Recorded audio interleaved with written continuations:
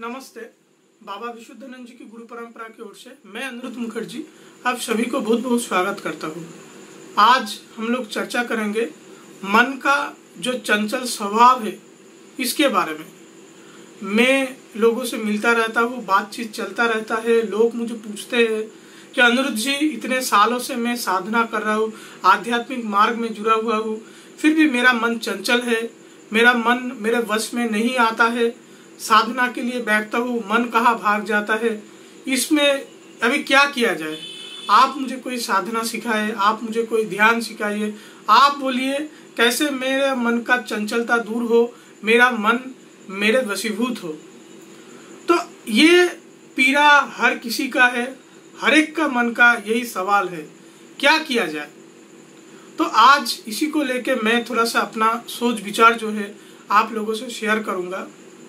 और इसके पहले एक डिस्क्लेमर, भाई मैं आज मन का जो चंचलता है इसके बारे में चर्चा कर रहा हूँ। हालांकि मेरा ही मन चंचल रहता है, मैं अपने मन को अभी तक वशीभूत नहीं कर पाया। हालांकि ज्ञान बांट रहा हूँ वो अलग बात है। अपने सोच विचार से समझ के सावधान हो के मेरे बात आप लोग सुनना है, क्योंकि कहना चाहिए मैं ऐसा बहुत ईमानदार हूँ। जो काम में खुद जीवन में फॉलो नहीं कर पाता उसके ऊपर ज्ञान देना वो सही नहीं होता है। फिर भी तो पहले तो मन का चंचलता है, ये तो हर किसी का है। कोई भी व्यक्ति कोई कितना भी साधना कर ले, एक उदाहरण से मैं आपको समझाता हूँ।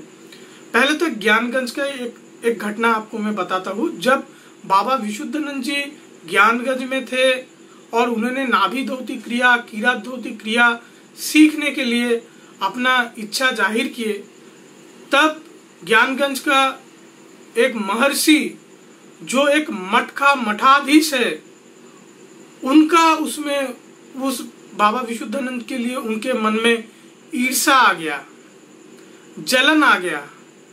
और वो ईर्षा और जलन फिर गुस्से में आ गया। उन्होंने बाबा विशुद्धानंद जी को डराया, धमकाया, भाई तुम एक बच्चे हो, तुम बामन हो के चांद पकड़ना चाहते हो, गेड़ा हो, गट्टू हो, तुमको चांद पकड़ना है। हम लोग इतने सालों 100 ईयर्स तक साधना करके कोई नाभि धोती किरात धोती क्रिया मिलता नहीं है, और तुम बोल रहे हो तुमको ये सीखना है। और उन्होंने काफी भोलानाथ को, बाबा विशुद्धानंद जी को डराया, धमकाया। बाबा विशुद्धानंद जी रोने लगे और बाबा विशुद्धानंद जी कहे कि मेरा ये विश्वास है कि भृगुराम परमहंस देव जी खुद अपने आशीर्वाद, अपने तपो प्रभाव से मुझे ये क्रिया सिखला सकता है और मुझे इस क्रिया में मुझे सफलता दिला सकते हैं।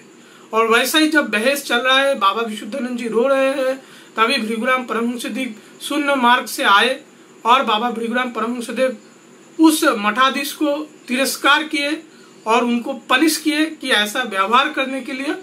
और आगे फिर भोलानाथ को वो क्रिया सिखलाए और बाबा विशुद्धानंद जी को वो क्रिया अधिकार में आया।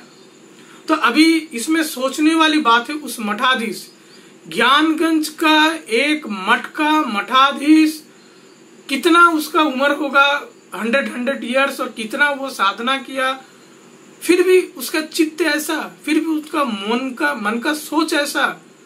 तो आप इसके बारे में क्या कहेंगे?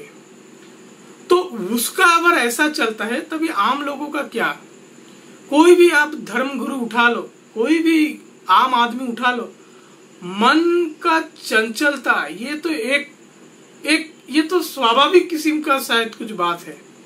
कोई अगर आपके सामने मीठा मीठा बात कर रहा है, बहुत बड़ी बड़ी बात सो रहा है, आपको लग रहा है ये तो भाई संत सिद्ध महात्मा है, भाई आप मुझे बुलाना, मैं उसका मन सेकंड में चंचल कर दूंगा वो अलग बात है। तो अभी मन को चंचलता लेके फिर काम किया कैसे जाए, ये मुझे अभी आप लोगों से शेयर करना है। देखिए, पहले तो मन का अगर सही में आप मन को वशीभूत कर पाए, मन को अगर आप स्थिर कर पाए, उस दिन तो आप सिद्ध हो गए। फिर आगे साधना के लिए और कुछ बचता ही नहीं है। कुछ माने एक पल में आप एकदम सिद्ध महात्मा हो के एकदम फिर क्या हो जाए पता नहीं। हम लोग साधना इसीलिए करते हैं कि हम लोग मन को वशीभूत कर पाए। ठीक, मन का वशीभूत होना, मन का चंचलता इतने आसानी से कभी जाता नहीं। लोग सालों सालों 5, 10, 20, 30, 50 साल जिंदगी भर साधना करता है, फिर भी मन का चंचलता इतने आसानी से दूर नहीं होता है। ये बहुत ऐसा कोई हलवा नहीं है, हलवा ऐसा ही नहीं होता है। ये एक कठिन संग्राम है, कठोर संग्राम है। जितना आप साधना करोगे, आपके जन्म जन्म का जितना भी आपने संस्कार इकट्ठा किया है, अच्छा हो बुरा हो, वो संस्कार ऊपर ऊपर के आता है। और जब आप साधना करते हो, वो संस्कार से आपको संघर्ष होता है। वो संस्कार आता है आपको हिलाने के लिए, और आप साधना करते हो वो संघर्ष के लिए। तो वो आता है और ये जाता है, ये आता है वो जाता है। तो ऐसे करके करके करके पूरा, जब अपने कोई व्यक्ति अपना पूरा कर्म का पूरा हिसाब वो पूरा क्लीन कर लेता है, तब जाके किसी का मन शांत होता है। नहीं तो वैसे तो किसी का मन शांत नहीं होता है, क्योंकि कितना कर्म का जंजाल इकट्ठा करके आए, उसका खुशबू और उसका बदबू दोनों ही आता है। तो मन तो चंचल होता है। मन चंचल अच्छे कारण के लिए होता है, मन चंचल किसी बुरी बात में होता है। तो मन तो चंचल होता ही रहता है। तो वो अच्छी बात में भी चंचल ना हो, बुरी बात में भी चंचल ना हो, वो स्थिर अवस्था पाना इतना आसान तो नहीं है। तभी क्या किया जाए भाई, वो अवस्था जब आएगा, पहले तो आज एक बात सुन लीजिए मेरी, रोना बंद कीजिए। बिल्कुल आप रोना नहीं कि आपको मन आपका चंचल है, अरे मेरा मन तो बस ही नहीं होता है, इस सब लेके रोना नहीं, बिल्कुल रोना नहीं। आज से, अभी से आप रोना बंद कीजिए। आप जान लीजिए कि मन का चंचलता दूर होना, मन का वशीभूत होना, ये सिद्ध साधना सिद्ध का ये तो आखिरी पड़ाव है। ज्ञान गण के संत महात्मा, कोई भी संत महात्मा, मेरे को बुलाना।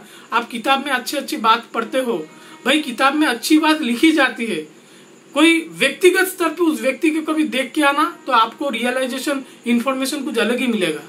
तो वैसे ही ऊपर ऊपर कहानी लेके फिर आप अपने मन में वो लगा लीजिए, किताब में तो लिखा है ऐसा, अरे मेरा मन ही चंचल नहीं होता है। अरे वो इतना आसान बात नहीं है। कोई भी आध्यात्म व्यक्ति के लिए रोना, ये तो पहले ये बहुत बुरी बात है। आप मान लीजिए पहले कि हाँ मेरा मन चंचल है, बस तो क्या है, ठीक है, पहले ये मान लीजिए। अभी आगे आपको बताऊंगा फिर आगे काम क्या करना है। आगे आपको साधना करना है।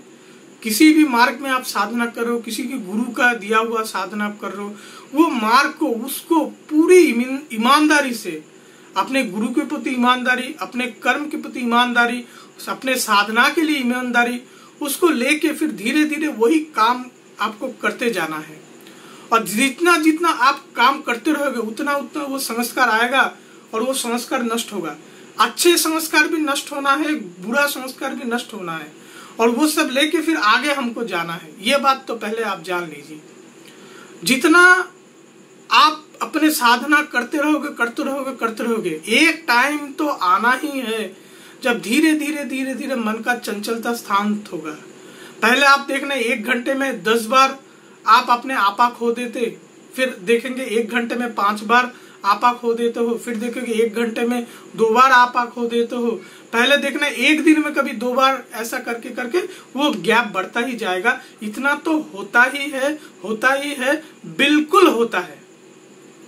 ये बहुत आपका खुशनसीबी है कि आप ये समझ पाए कि आपका मन चंचल है। बाहर घूम के आओ, आपके परिवार वाले को वो सोच ही नहीं, वो समझ ही नहीं कि उसका मन कितना चंचल और व्याकुल रहता है। अपने दोस्त को पता नहीं, वो व्याकुलता झेल रहा है, वो चंचलता चल रहा है, उसी के लोग के जीवन में भागादौड़ी में वो घुस रहा है, मर रहा है, पड़ रहा है। ये आपके लिए बहुत खुशनसीबी है। आपके ऊपर आपके भगवान का आशीर्वाद है, आपके गुरु का आशीर्वाद है, जो आज आपका आईना आपके सामने आपको दिखा दिया कि देखो बेटा, तुम्हारा मन बहुत चंचल है। ये समझ आज आपको आया और अभी आप सोच रहे हो इस चंचल से दूर कैसे है। तो भगवान का कृपा तो पहले ही आपको मिल गया।